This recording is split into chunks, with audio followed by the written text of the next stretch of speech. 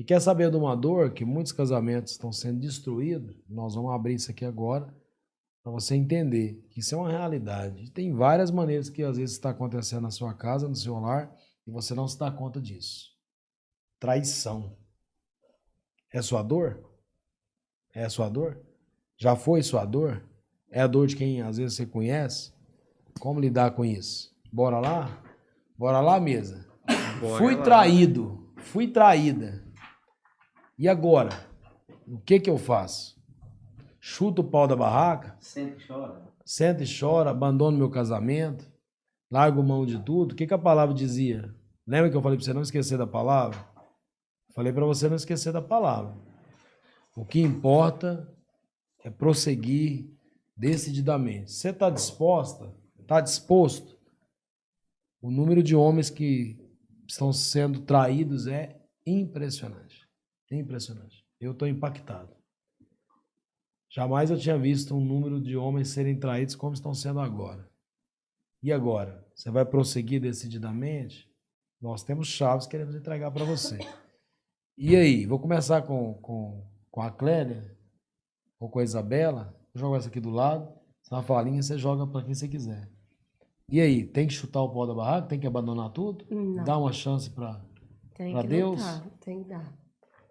Tem que lutar até o fim. Mas tem que pôr em oração. Suportar? Suportar, meter o joelho no chão e verdade. Né, Isabela? Tem que ter verdade. Eu acho que assim, para chegar na traição nunca é só de um. Sempre é dos dois, né? Se chegou a esse ponto, faltou muita comunicação, muito carinho, muito afeto. É ir na fonte dos dois e engolir aquele, como se diz, né? Engolir o orgulho. Porque a maioria chuta o pau da barraca porque o orgulho fala mais alto. Engolindo o orgulho dói. Vocês, assim, vocês já mais testemunha que eu, né? Vocês sabem o que é isso, né? É a dor, dói muito. Mas a família, né? A família vem em primeiro lugar. Polêmico esse negócio, gente. Vocês gostam de polêmica, né? Polêmico, muito polêmico. Muito dolorido, né, Henrique? Porque muitas vezes falar é uma coisa, né? Aí sentir a dor de quem realmente foi traída é diferente, né? Mas é porque a traição ela é tão ampla, né? Imagina um sócio que ali comete um erro ali e trai o sócio, o outro. É uma traição, cara. É um nível de traição gigantesco também, né?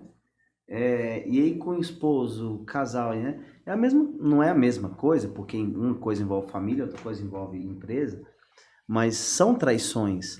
A grande questão é que a gente foi ensinado por vezes que isso é muito genérico, que a traição só é um ato conjugal de um outro homem com uma outra mulher. Aí acasá-la ali, isso é traição. Só que a traição é muito mais ampla. A traição é mentir quanto que você ganha, isso é uma traição.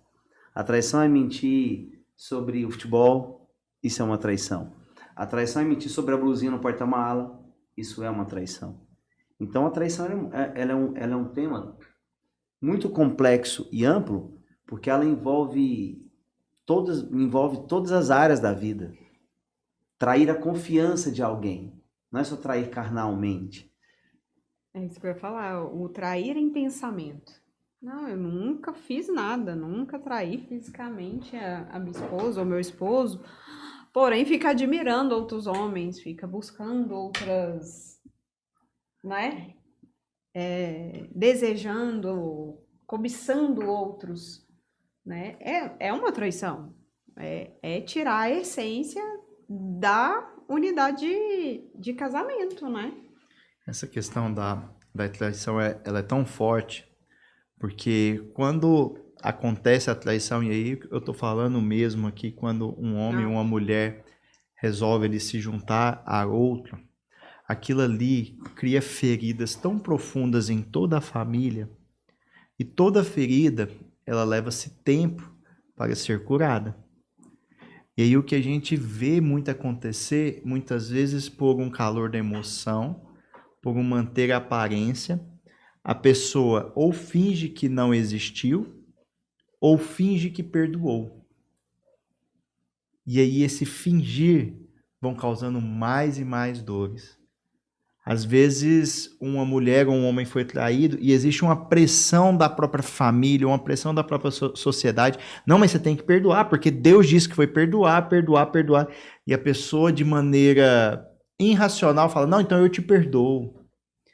Mas lá na frente, a pessoa começa a colher uma depressão, uma crise de ansiedade.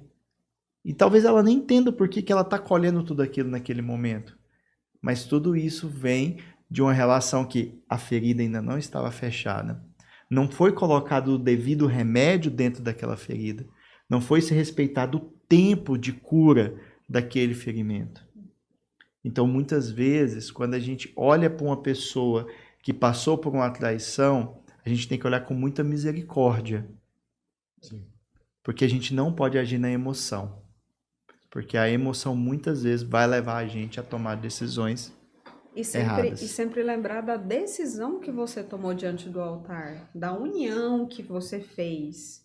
Aí eu vou contar uma situação até nossa. Quando a gente foi para casar, aí tem aquela entrevista com o padre, né?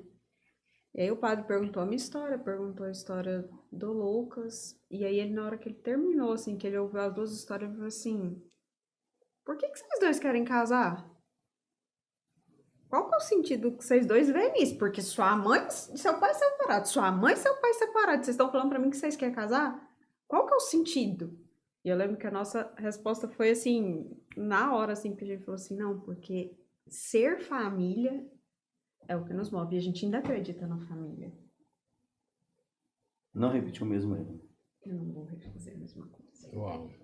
É uma nova história. Então, olha só, vem de uma decisão também, independente, a gente não sabe o dia de amanhã.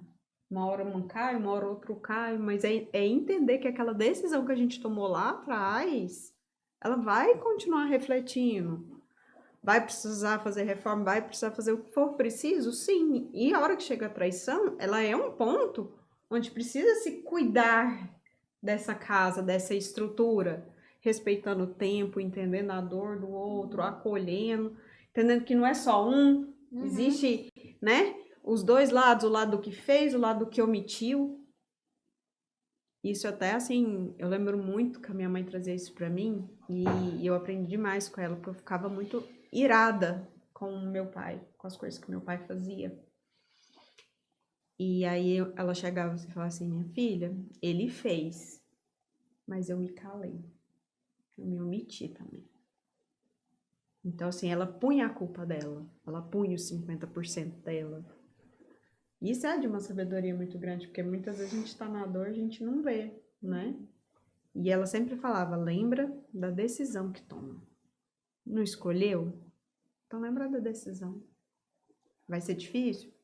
Vai quando tá. Mas passa. Vai resolver. Quando tiver Deus nesse centro, resolve. Eu penso assim que no perdão, ele não vem sozinho. Ele vem ressignificar aquela história. Eu não só tenho que perdoar. Eu tenho que ressignificar aquilo.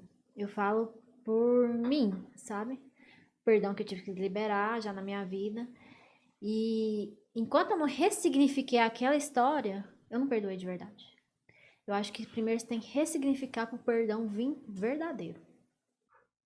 E aí, galera, você que acabou de assistir esse corte até o final, Se conecta no YouTube que tem muita coisa para você. Dá um like, comenta, envia para as pessoas para serem abençoados por uma palavra. Essa mesa é uma mesa profética onde você pode abençoar muitas pessoas. É isso aí. encaixados. Segue a gente lá.